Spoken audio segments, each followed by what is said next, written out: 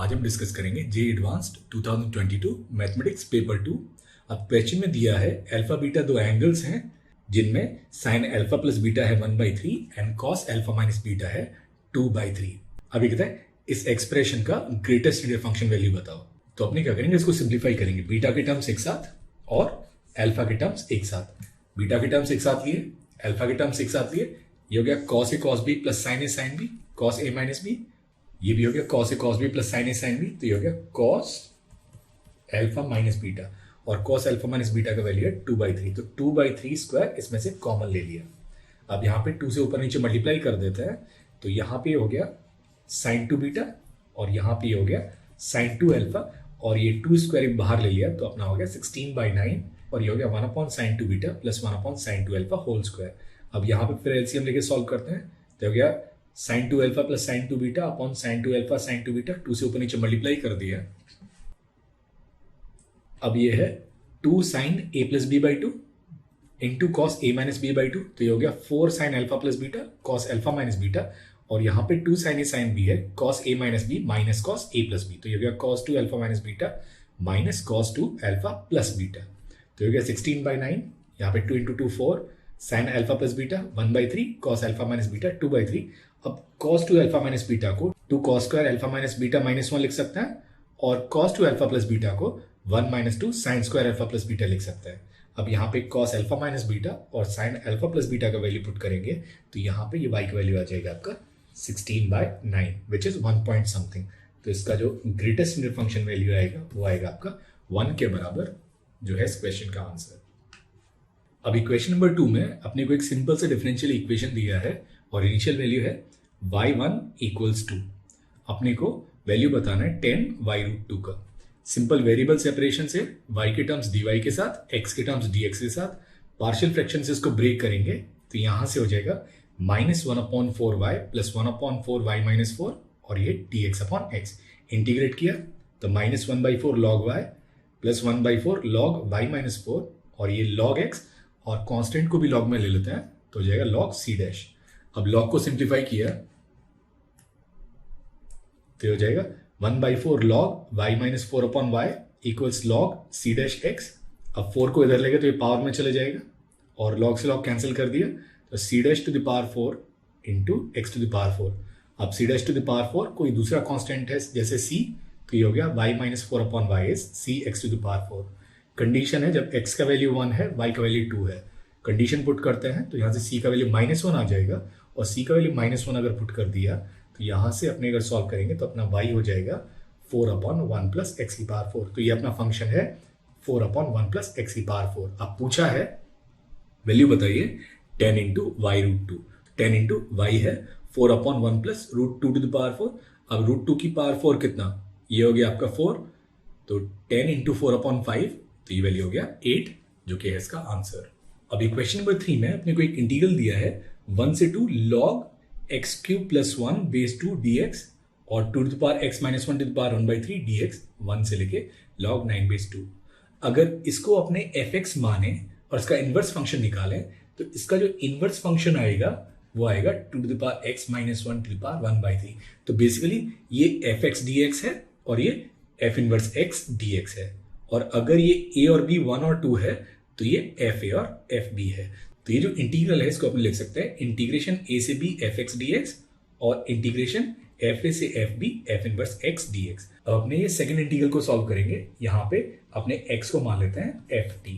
अगर x को ft माना तो dx हो जाएगा f डैश t dt। तो यहाँ पे f inverse of ft t हो गया और dx हो गया f डैश t dt। इसके लिमिट्स हो जाएंगे a से लेके b तक। अब इस सेकंड इंटीग्रल को अपने बाई पार्ट सॉल्व करेंगे, t को फर्स्ट फंक्शन मान के और f डैश t को सेकंड फंक्शन मान के। अब ये हो गया इंटीग्रल a से b fx dx प्लस, अब यहाँ पे t as it is integral of f dash t ft a से b तक माइनस ये इंटीग्रल t का डेरिवेटिव 1 और f डैश t का इंटीग्रल ft dt। अब ft dt और fx dx सेम लिमिट है, सेम फंक्शन है, कैंसिल हो जाएगा। तो ये जो y का वैल्यू आएगा वो आएगा आपका bfb माइनस afa। तो इस इंटीग्रल को सॉल्व करेंगे तो इसका वैल्यू आना चाहिए bfb माइनस afa। अब यहाँ पे b है आपका 2, a है आपका 1 और fx है log 2 x³ + 1। तो यहाँ पे हो जाएगा बी मतलब 2 और एफ मतलब log 2 और ये हो गया 8 + 1 9, तो 2 इंटू लॉग 9/2 माइनस A1 है इंटू log 1 + 1 2, log 2/2 1 हो जाएगा, तो ये हो गया आपका 4 log 3/2 -1। अब ये वैल्यू है अप्रॉक्सीमेटली 5.34, तो इसका जो ग्रेटेस्ट इंटीजर फंक्शन है वो आएगा आपका 5 के बराबर, जो कि है इसका आंसर। ये क्वेश्चन में अपने को एक लॉगरिथमिक इक्वेशन दिया है, तो यहाँ पे सब जगह 5 का बेस है, तो दोनों साइड लॉग ले लेते हैं 5 के बेस पे। अब यहाँ पे ये पावर बाहर आ जाएगी, तो ये पावर इंटू log x/5 और यहाँ पे -16 बाहर आ गया और log 5/5 1 हो गया। अब अपने log x/5 को y मान लेते हैं, तो इक्वेशन हो गया 16y⁴ - 68y² + 16, 4 से डिवाइड कर दिया, तो यह आ जाएगा 4y⁴ - 17y² + 4 = 0। फैक्टराइज कर लेते हैं, y के दो वैल्यूज आ जाएंगे, y = +-1/2 एंड y = +-2। सॉल्व करेंगे, log का वैल्यू रख के x की वैल्यू निकालेंगे, x की वैल्यूज हो जाएंगे 5⁻⁴ 1/2, 5⁻⁻⁻⁴ -1/2, 5² एंड 5⁻⁻⁻²। अब चारों को मल्टीप्लाई कर दिया, तो इसका जो प्रोडक्ट है वो आएगा आपका 1 के बराबर। अब इक्वेशन में अपने को एक लिमिट दिया है जिसका वैल्यू बीटा है, अपने को 6 बीटा का वैल्यू निकालना है। अब इक्वेशन को सिंपली अपने एक्सपेंशन से करेंगे। अब नीचे दिखाई देता है मिनिमम पावर x³ है, तो ऊपर भी जब एक्सपेंड करेंगे तो x³ और उससे नीचे की पावर लेंगे, उसके हायर पावर्स को इग्नोर करेंगे। अब e⁻x³ का एक्सपेंशन 1 + x³ हायर पावर को छोड़ दिया, 1 - x³ ⁻⁴ 1 - nx हो गया, तो ये हो गया 1 - 1/3 x³। इसी तरह से 1 - x² ⁻⁴ 1 - 1/2 x², फिर ये -1 इंटू साइन x का x - x³ अपॉन x और ये साइन x के होल स्क्वायर का एक्सपेंशन। अब यहां पे नीचे मिनिमम पावर 3, ऊपर मिनिमम पावर 3, तो जो बीटा है वो आएगा आपका कोएफिशिएंट ऑफ x³ न्यूमरेटर में upon coefficient of x³ denominator में। अब न्यूमरेटर में ये हो गया 1, ये -1/3 और ये हो गया -1/2 x² इंटू x, तो -1/2 x³, तो -1/2 अपॉन और डिनोमिनेटर में ये वैल्यू है 1, तो इसको सॉल्व करेंगे तो ये वैल्यू आएगा आपका 5/6, तो 6 बीटा का वैल्यू आएगा आपका 5 के बराबर, जो कि है इसका आंसर। अब इक्वेशन नंबर 6 में आपने को एक मैट्रिक्स दिया है और ये कहता है ये एक्सप्रेशन जो है वो एक सिंगुलर मैट्रिक्स है। अब सिंगुलर मैट्रिक्स मतलब इसका डिटर्मिनेंट 0। अब इसमें a⁵ कॉमन ले लिया, अब ये हो गया a² minus beta -1 a minus beta, इसको फैक्टराइज करते हैं तो a minus beta into a+1, इसका डिटर्मिनेंट 0। अब determinant of a into b is determinant of a into determinant of b, तो इसको लिख सकते हैं determinant a⁵, determinant of a minus beta i and determinant of a plus i, it should be 0। अब determinant a की बात करें तो डिटर्मिनेंट a को सॉल्व करने के लिए अपने R3 को लिखते हैं R3 माइनस R2, तो 3 - 2 1, 1 - 1 0, -2 + 2 0।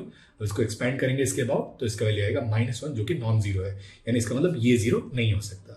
इसी तरीके से अगर a प्लस i की बात करें तो a प्लस i हो गया आपका ये डिटर्मिनेंट। अब ये डिटर्मिनेंट में अपने C1 को जोड़ देते हैं C3 से और C2 को जोड़ देते हैं C3 से, तो ये बीटा +2 0 2 और ये हो गया आपका 1 0 और 0। इसको एक्सपेंड किया इसके अबाउट तो ये वैल्यू आएगा आपका -4, जो कि फिर से 0 के बराबर नहीं है, तो यानी ये भी 0 नहीं हो सकता। तो इकलौता कंडीशन बचा determinant of a minus beta i 0 होना चाहिए। अब a माइनस बीटा i को लिखा तो ये हो गया beta minus beta 0 0 1 2 1 minus beta -2 और 3 1 और -2 माइनस बीटा। इसको एक्सपैंड करके खोलेंगे तो यहाँ से 3 बीटा का वैल्यू आ जाएगा 1। अब उसने पूछा है 9 बीटा का वैल्यू, 3 से मल्टीप्लाई कर दिया, 9 बीटा का जो वैल्यू आएगा वो आएगा आपका 3 के बराबर। अब क्वेश्चन नंबर 7 में प्रॉब्लम फॉर्मुलेशन थोड़ा बड़ा है लेकिन प्रॉब्लम सिंपल है। एक हाइपरबोला दिया है जिसके दो फोकस हैं S और S1, एक पॉइंट है हाइपरबोला के ऊपर, ये दोनों फोकल रेडियस है PS1 और PS। अब ये एंगल SP/S1 है अल्फा। अब ये है टेंजेंट। अब अपने को पता है टेंजेंट और नॉर्मल ये फोकल रेडियस को बाइसेक्ट करता है, यानी इसका मतलब ये एंगल और ये एंगल दोनों बराबर, तो ये दोनों एंगल आपका α/2 के बराबर। अब यहां से उसने S से एक लाइन और ड्रॉ किया है जो कि इस टेंजेंट के पैरेलल है। अब यहां से इसका परपेंडिकुलर डिस्टेंस निकालेंगे तो इसका जो परपेंडिकुलर डिस्टेंस है वो है डेल्टा के बराबर, जो कि SP के बराबर है, यानी इसका मतलब SP का वैल्यू डेल्टा। अब क्वेश्चन में उसने दिया है S1P जो है वो बीटा है, तो अपने को ग्रेटेस्ट इंटीजर बताना है beta delta upon 9 sine alpha by 2 का। अपने को एक रिजल्ट पता है कि दोनों फोकस से कोई भी टेंजेंट पे परपेंडिकुलर्स का जो प्रोडक्ट है वो होता है बीटा स्क्वायर के बराबर। यानी इसका मतलब ये डिस्टेंस L और ये डिस्टेंस डेल्टा, ये वैल्यू आपका बी स्क्वायर और बी स्क्वायर आपका 64। तो यहां से हमारे पास पहला रिजल्ट आ गया L डेल्टा इक्वल 64। अब ये ट्राइंगल में PS1D में अगर अपने साइन अल्फा बाई 2 लिखें तो साइन अल्फा बाई 2 हो गया आपका L अपॉन बीटा। अपने को चाहिए beta delta upon 9 sine alpha by 2, तो इसको बीटा डेल्टा अपॉन 9 से मल्टीप्लाई कर देते हैं। तो इसको अगर बीटा डेल्टा अपॉन 9 से मल्टीप्लाई कर दिया तो यहाँ बीटा से बीटा कट गया। अब L इंटू डेल्टा, और L इंटू डेल्टा है आपका 64 अपॉन 9 है 7 पॉइंट कुछ, तो इसका जो ग्रेटेस्ट फंक्शन आएगा वो आएगा आपका 7 के बराबर, जो कि है इस क्वेश्चन का आंसर। अभी क्वेश्चन में अपने को दो फंक्शंस दिए हैं, fx जो कि है एक पैराबोला x² प्लस 5/12, जिसको अपने ऐसे बना सकते हैं, और ये है आपका gx जो कि है 2 इंटू 1 माइनस 4 मॉड x/3, जब मॉड x 3/4 से छोटा है 0, जब मॉड x 3/4 से बड़ा है।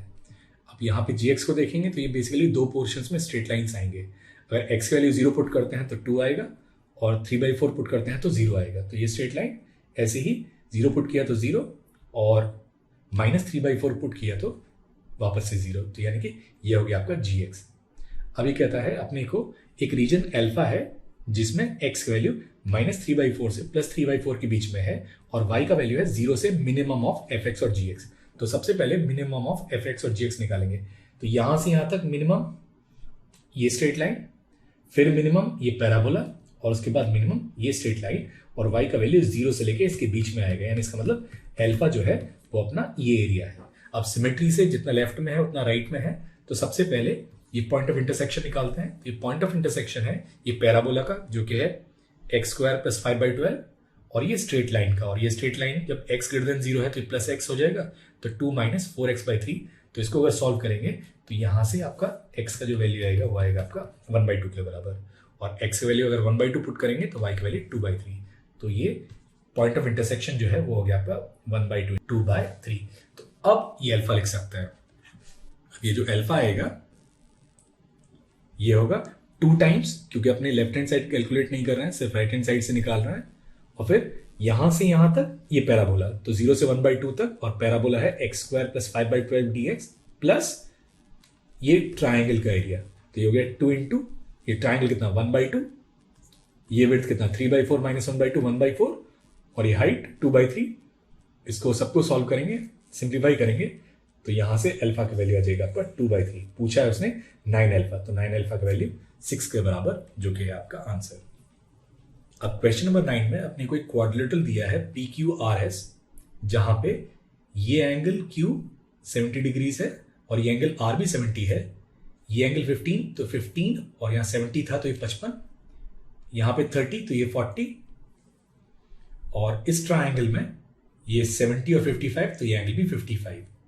ये लेंथ 1 दिया है। अब क्योंकि ये आइसोलेस ट्राइंगल हो गया तो ये लेंथ भी आपका 1 के बराबर हो जाएगा। यहां पे दिया है ये एंगल थीटा, अब ये 70 ये 30 तो ये एंगल 80। अपने को पूछा है कि इनमें से किस इंटरवल में 4 अल्फा बीटा साइन थीटा का वैल्यू आएगा। तो अपने ये ट्राइंगल लेते हैं PQR, और इसमें साइन रूल यूज करते हैं, तो 1/sin 80 is equal to alpha upon sine 30। यहाँ साइन 30 का वैल्यू 1/2, यानी अल्फा का वैल्यू 1/2sin 80, पहला इक्वेशन। फिर दूसरा ट्राइंगल लेते हैं PRS, इसमें beta upon sine 40 is equal to 1/sin theta, तो यहाँ से बीटा साइन थीटा का वैल्यू आ जाएगा साइन 40। अब दोनों को मल्टीप्लाई कर देते हैं और 4 से भी मल्टीप्लाई कर देते हैं, तो 4 अल्फा बीटा साइन थीटा को अपने लिख सकते हैं 4, और अल्फा है 1/2sin 80 इंटू साइन 40। अब 2 से 2 कैंसिल हो गया, अब साइन 80 है 2 sin 40 cos 40। अब यहां पे फिर से 2 से 2 कैंसिल हो गया, साइन 40 कैंसिल हो गया, तो क्या बचेगा सिर्फ cos 40 बचेगा, जो है sec 40 डिग्रीज। अपने को पता है 40 30 और 45 के बीच में लाई करेगा। सीकेंट एक इंक्रीजिंग फंक्शन है, तो सीकेंट 40 का जो वैल्यू है वो 2/√3 से √2 के बीच में लाई करेगा, यानी कि ये जो वैल्यू है वो नियरली 1.15 से लेके √2 के बीच में आएगा। ये जो वैल्यू आएगा आपका 1.155 से √2 के बीच में। अब ये इंटरवल ए में कंटेंट है और बी में कंटेंट है, लेकिन सी और डी में कंटेंट नहीं है। तो यानी इसका आंसर आएगा आपका ए और बी। अब क्वेश्चन नंबर 10 में अपने को एक अल्फा दिया है जो कि sin π/6 to the power 2k का सीरीज है।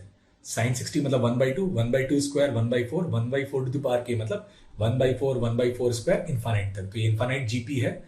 पहला टर्म 1/4, कॉमन रेशियो 1/4, तो इसका सम जो है वो हो जाएगा a/1 - r मतलब 1/3। अब अल्फा आ गया तो यहां से अपने ये फंक्शन gx लिख सकते हैं 0 से 1 के बीच, तो हो जाएगा 2 to the power x/3 plus 2 to the power 1 - x/3 इस इंटरवल 0 से 1 में। अब इस इंटरवल में इस फंक्शन का एब्सोल्यूट मैक्सिमा और एब्सोल्यूट मिनिमा निकालते हैं। अब g' निकालेंगे 2 to the power x/3 1/3 log 2 and plus 2 to the power 1 - x/3 -1/3 log 2। इसको 0 के बराबर रखा तो यहां से x का वैल्यू 1/2 आएगा और इसका सेकंड डेरिवेटिव आएगा पॉजिटिव, यानी इसका मतलब ये फंक्शन ऐसा है, तो 1/2 पे इसका लोकल मिनिमम आएगा। अब इसका वैल्यू चेक करेंगे 0 पे, 1 पे और 1/2 पे। 0 पे इसका वैल्यू 1 + 2 टू द पावर 1/3, 1 पे इसका वैल्यू 1 + 2 टू द पावर 1/3 और 1/2 पे इसका वैल्यू 2 टू द पावर 7/6। तो इसका एक मिनिमा है और 2 मैक्सिमा है। तो इस क्वेश्चन का आंसर हो जाएगा मिनिमम वैल्यू है 2 to the power 7/6, maximum value है 1 + 2 टू द पावर 1/3 और ये जो है ये 2 पॉइंट्स पे मैक्सिमम अटेन करता है, यानी करेक्ट ऑप्शन है ए, बी और सी। मिनिमम सिर्फ एक ही पॉइंट पे है और वो है x = 1/2। क्वेश्चन नंबर 11 में उसने कहा है कि z एक नॉन जीरो कॉम्प्लेक्स नंबर है जिसके लिए z bar square plus 1/z² इसके रियल और इमेजिनरी पार्ट दोनों इंटीजर्स हैं। देन इसमें से मॉड z का वैल्यू क्या हो सकता है। तो अगर z को r × e⁻θ मान लेते हैं तो ये z बार हो गया r e⁻θ² और ये हो गया 1/r e⁻θ²। अब इसमें r² + 1/r² कॉमन ले लिया, ये हो गया e⁻−iθ², दोनों में कॉमन लेके e⁻²θ। अब इसका रियल पार्ट हो गया r² + 1/r² cos 2θ, imaginary part हो गया -r² + 1/r² sin 2θ। अपने को मॉड z के बारे में बात करना है तो इसमें से थीटा को एलिमिनेट कर देते हैं। अब दोनों इंटीजर है, दोनों को स्क्वायर करके ऐड करेंगे तो इंटीजर्स का स्क्वायर सम किया तो भी इंटीजर आएगा, तो यानी कि यहां से आ जाएगा r² + 1/r² whole square sin² θ + cos² θ 1, ये एक इंटीजर है। अब स्क्वायर को अगर एक्सपेंड करते हैं तो जाएगा r⁴ + 1/r⁴ + 2, ये भी इंटीजर है। अब 2 सब्ट्रैक्ट कर दिए तो इंटीजर में से 2 सब्ट्रैक्ट करेंगे तो वो भी इंटीजर ही रहेगा, तो इसका मतलब r⁴ + 1/r⁴ जो है वो भी एक इंटीजर होना चाहिए। तो मॉड z के बहुत सारे वैल्यूज पॉसिबल हैं जहां पे मॉड z⁴ + 1/mod z⁴ जो है वो एक इंटीजर वैल्यू आएगी। अब हमें 4 ऑप्शंस दिए हैं। पहले ऑप्शन में r दिया है 43 + 3 √205/2 टू द पावर 1/4, तो r⁴ ये हो गया 1/r⁴ रेसिप्रोकल लेके सिंप्लीफाई करेंगे, दोनों को ऐड किया 43 आया जो कि इंटीजर है, तो इसका मतलब ऑप्शन ए जो है वो हमारा करेक्ट है। बाकी ऑप्शंस के लिए जब आप r⁴ और 1/r⁴ को ऐड करते हैं तो एक में 7/2 आएगा, एक में 9/2 आएगा, एक में 7/3 आएगा, जो कि तीनों में से कोई भी इंटीजर नहीं है। तो इस क्वेश्चन में सिर्फ एक ही करेक्ट आंसर है और वो है आपका ऑप्शन ए। अब क्वेश्चन नंबर 12 में अपने को एक सर्कल दिया है जिसका रेडियस r है और छोटे छोटे n सर्कल्स हैं जो एक दूसरे को और सर्कल को टच करते हैं जिनका रेडियस स्मॉल r है। तो अगर कोई भी 2 सर्कल के बीच में देखें जो एंगल आएगा वो आएगा आपका 2π/n। यहां से ये टेंजेंट के अलोंग बाइसेक्ट करते हैं तो ये जो राइट एंगल ट्राइंगल बनेगा, इस राइट एंगल ट्राइंगल में ये जो हाफ एंगल आएगा वो आएगा आपका π/n। तो इस ट्राइंगल के लिए अगर अपने sin π/n लिखते हैं तो ये हो जाएगा r/r + r और इसको थोड़ा सा रीअरेंज करेंगे तो आपने लिख सकते हैं capital R = r × cosec π/n -1। तो यहां से आएगा r/r = cosec π/n -1। अब अगर n का वैल्यू 4 पुट करते हैं तो ये हो जाएगा cosec π/4 √2 - 1। तो यहां से कैपिटल R जो है वो आएगा √2 - 1 × स्मॉल r, जबकि यहां पे ग्रेटर देन साइन दिया है, तो यानी इसका मतलब ऑप्शन ए गलत है। अब n का वैल्यू अगर 5 रखते हैं तो n का वैल्यू 5 रखेंगे तो ये हो जाएगा r/r cosec π/5 -1। अब π/5 बड़ा है π/6 से, cosec क्योंकि एक डिक्रीजिंग फंक्शन है तो cosec π/5 छोटा हो जाएगा cosec π/6 से 2 से, तो कोसेक पाई बाय 5 माइनस 1 छोटा हो जाएगा 2 माइनस 1 1 से, ये 1 से छोटा, और अगर ये 1 से छोटा तो कैपिटल आर का वैल्यू स्मॉल आर से छोटा, जबकि क्वेश्चन में दिया है कैपिटल आर का वैल्यू स्मॉल आर से बड़ा, यानी ऑप्शन बी भी गलत है। अगर एन का वैल्यू 8 पुट करेंगे तो एन का वैल्यू 8 रखने पे अपने को आर अपॉन आर आएगा कोसेक पाई बाय 8 माइनस 1। अब पाई बाय 8 पाई बाय 4 से छोटा, cosec pi bye 8 cosec pi bye 4 से बड़ा यानी √2 से बड़ा, और cosec pi bye 8 minus 1 √2 minus 1 से बड़ा, यानी इसका मतलब ये जो एक्सप्रेशन आएगा ये बड़ा आएगा √2 माइनस 1 से। तो यहां से आएगा आपका जो आर है वो बड़ा होना चाहिए √2 माइनस 1 इंटू आर से, जो कि आपका ऑप्शन नंबर सी है, आर बड़ा है √2 माइनस 1 इंटू आर से। और n इक्वल्स 12 के लिए तो r upon r cosec pi by 12 minus 1, अब पाई बाय 12 मतलब 15 डिग्रीज है 2√2 अपॉन √3 माइनस 1, रैशनलाइज करेंगे तो ये वैल्यू आएगा। अब ये वैल्यू छोटा है √2 √3 प्लस 1 से, तो यहां से आएगा ये जो कैपिटल आर है वो छोटा होना चाहिए √2 √3 प्लस 1 इंटू स्मॉल आर से, जो कि है आपका ऑप्शन नंबर डी। सो ये क्वेश्चन के लिए करेक्ट ऑप्शंस हैं सी और डी। अब क्वेश्चन नंबर 13 में अपने को 3 वेक्टर्स दिए हैं ए बी सी और एक इक्वेशन दिया है और कहता है a डॉट बी 0 है। अगर a डॉट बी को 0 करते हैं तो यहां से आ जाएगा 3 plus b2 minus b3 is 0, यानी b3 इज b2 प्लस 3। अब इसको अगर मैट्रिक्स को सॉल्व करेंगे तो यहां से आएगा c3b2 plus c2b3 equals 3 minus c। अब ये है x coordinate c cross b का और ये है x coordinate a minus c का। इसी तरीके से दूसरे वाले को सॉल्व करेंगे तो यहां से आएगा 1 इंटू c3 माइनस c1b3, जो कि x कोऑर्डिनेट है c क्रॉस b का, और 1 माइनस c2 है x coordinate a minus c का। तो यहां से अपने को इक्वेशन मिलेगा c cross b equals vector a minus c।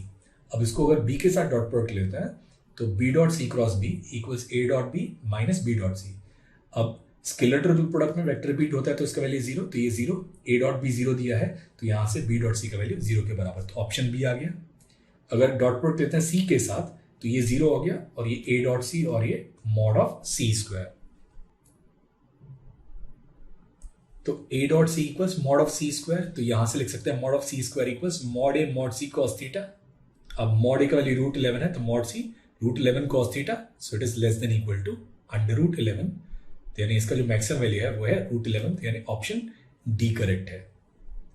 अगर a डॉट c 0 होता है तो इस केस में मॉड c 0 आएगा, मॉड c 0 मतलब c 0, और अगर c 0 है तो यहां से a इक्वल c आएगा, लेकिन a 0 के बराबर नहीं है तो इसका मतलब a डॉट c 0 के बराबर नहीं हो सकता। अब बचता है मॉड ऑफ b।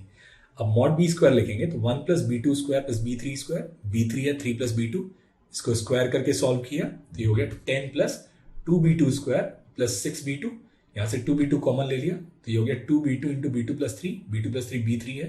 अब b2 b3 पॉजिटिव है तो यानी इसका मतलब ये जो वैल्यू आएगा वो हमेशा बड़ा आएगा 10 से, तो मॉड ऑफ b जो है वो हमेशा बड़ा आएगा √10 से, that means option C is also correct. तो इसमें करेक्ट ऑप्शंस है बी सी और डी। अब क्वेश्चन नंबर 14 में आपने को एक सिंपल सा लीनियर डिफरेंशियल इक्वेशन दिया है, इसके लिए इंटीग्रेटिंग फैक्टर निकालते हैं तो e to the power integral of 12 dx जो कि हो गया e to the power 12x।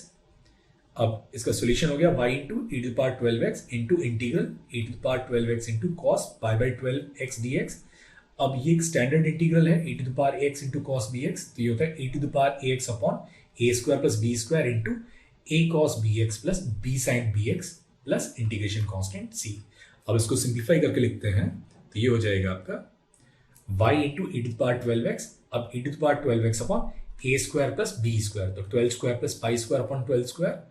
अब a cos bx तो 12 cos pi upon 12x plus b pi upon 12 sin bx pi upon 12x plus c।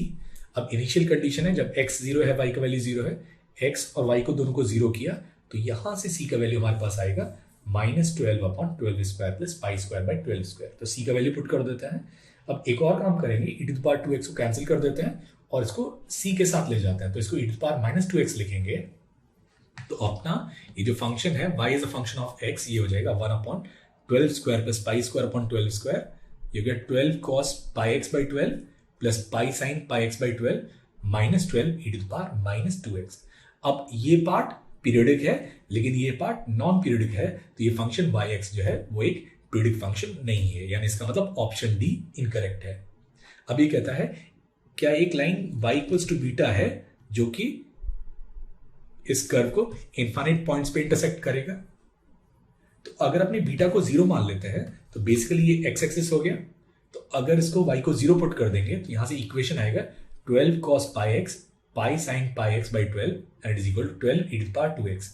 अब ये लेफ्ट हैंड साइड ये एक पीरियडिक फंक्शन है जिसकी वैल्यू बार बार चलते रहेगी, और e टू पावर -2x ये एक डिक्रीजिंग फंक्शन है। अब ये दोनों ग्राफ्स जो है इनफाइनाइट पॉइंट्स पे एक दूसरे को इंटरसेक्ट करेंगे, तो इसका मतलब ऐसा बीटा पॉसिबल है जिसके लिए इसके इनफाइनाइट पॉइंट्स ऑफ इंटरसेक्शंस आएंगे।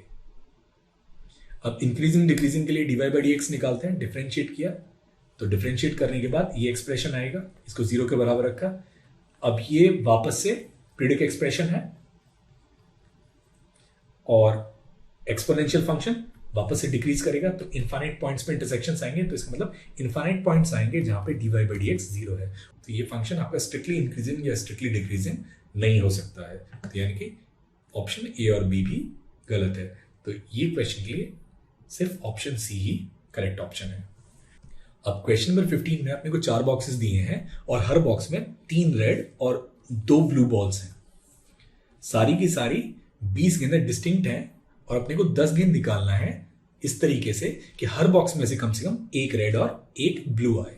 अगर हर बॉक्स में से एक रेड एक ब्लू निकाल लेते हैं तो अपने फिर भी 2 बॉल्स निकालना बाकी है।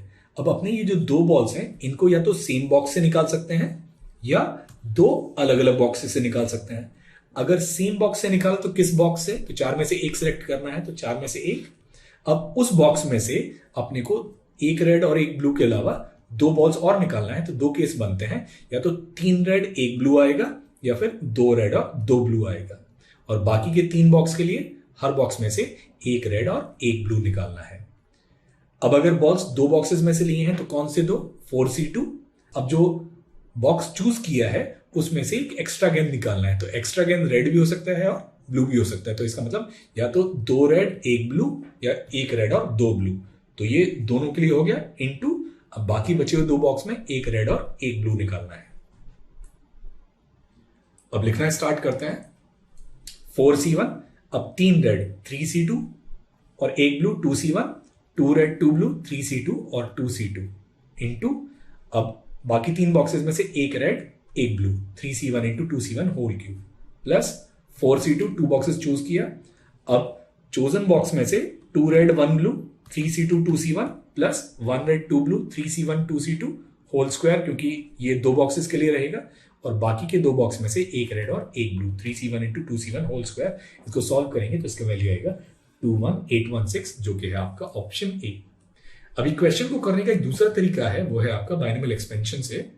तो आपने क्या करेंगे, अपने सपोज रेड बॉल चूज करने को x बोलते हैं और ब्लू बॉल चूज करने को y बोलते हैं, तो किसी भी बॉक्स में से एक रेड 3C1 x तरीके से चूज कर सकते हैं, 2 रेड 3C2 x स्क्वायर तरीके से, और 3 रेड 3C3 x क्यूब तरीके से।